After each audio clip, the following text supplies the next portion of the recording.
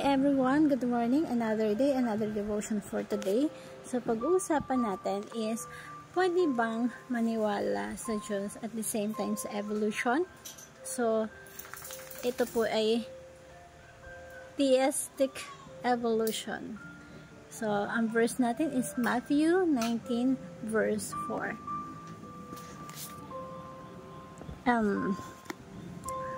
So magandang araw na may panibagong topic na naman tayong pag-uusapan.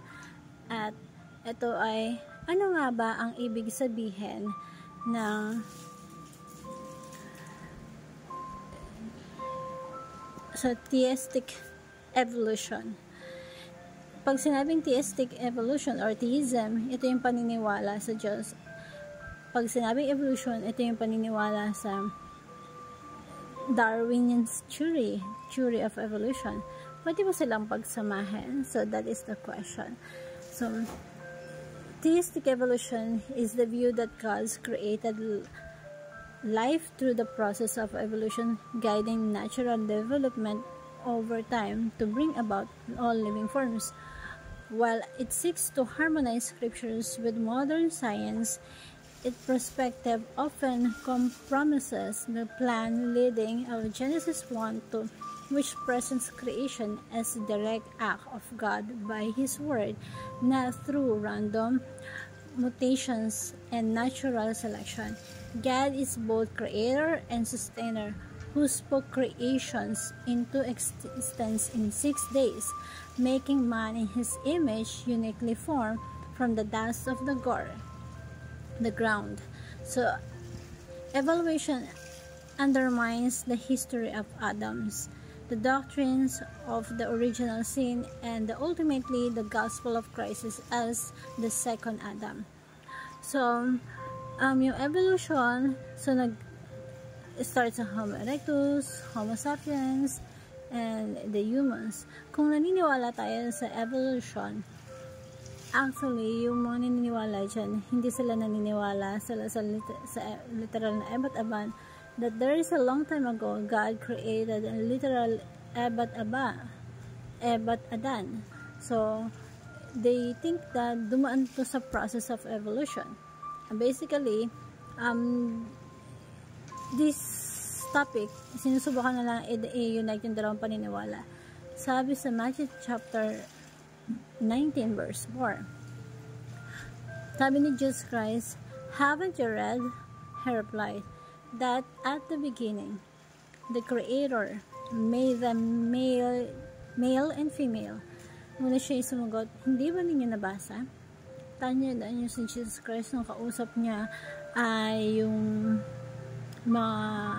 kausap niya that time dito. Ang pinupunto niya, balikan niyo yung salita ng Diyos.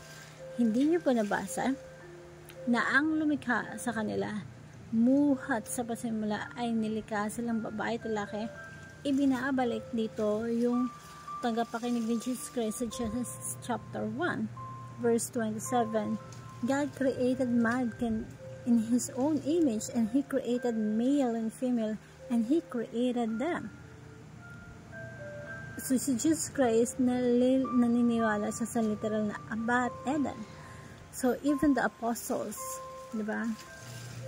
They believe in the literal Adam. So meaning to say, Genesis 1 and 2, when God created the human, lumikha siya, hindi siya sa pamamagitan ng process ng evolution. Lumikha siya right away, may Adan, may Eva. That's why yung katuruan natin for today, the Bible gave us the true account of creation.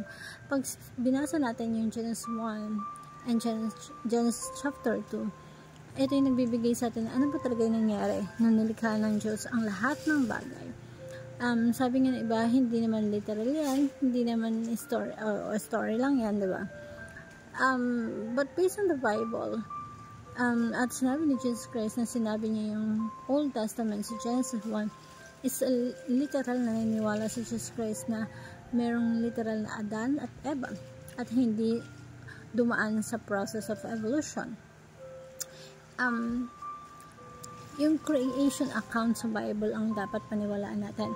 Sabi ng iba, diba, may ibang paniniwala. Magandang malaman ito, lalo ng mga estudyante. Kasi ng mga high school lagi, akala natin yung theory of evolution, yun yung totoo, scientific na dun tayo nanggaling. Pero, theory lang pala yun. Hindi naman pala basis or scientific fact, diba? Hindi siya science, is a theory lang na hindi dapat paniwalaan as if scientific siya, no? Ang science kasi ay nilikha ng Diyos. Ang siyansa, nilikha ng Diyos. Yung science at yung Bible na salita ng Diyos, hindi yan magko-contradict. Hindi yan magko-contradict. Yung science at yung Word of God, parehas sa Diyos yan. At never yan magko-contradict.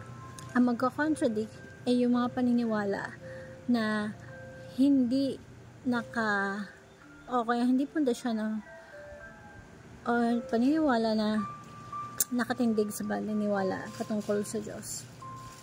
Kagaya ni Charles Darwin, hindi man talaga siya naniniwala sa Diyos. Kaya syempre, mas pinaniniwala niya yung theory niya. Yung theory na hindi aakma sa salita ng Diyos. Kasi ang tunay na science at ang salita ng Diyos lagi magkasama yan. At hindi yan magko-contradict. Kapag ang isang scientist ay hindi naniwala sa Diyos, yung mga theory niya, yan, asahan mo, mga contradict yan sa Diyos.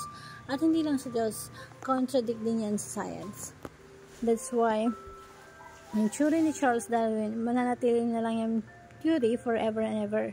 At hindi yan mapapatunayan ng siyensya. Sapagkat ang siyensya, habang nagde-develop ang science, lalo mong maipuprove yung katotohanan ng Bible. So, the Bible gives us a true account of creation. Number 2, the Bible affirms the literal Adam. Yung Biblia po, tinuturo na may talagang Adan na hindi dumaan sa proseso ng evolution.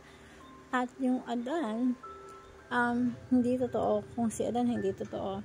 At si Eva, hindi totoo. Dumaan tayo sa ganitong process ng evolution ng hulugan lang na walang original sin.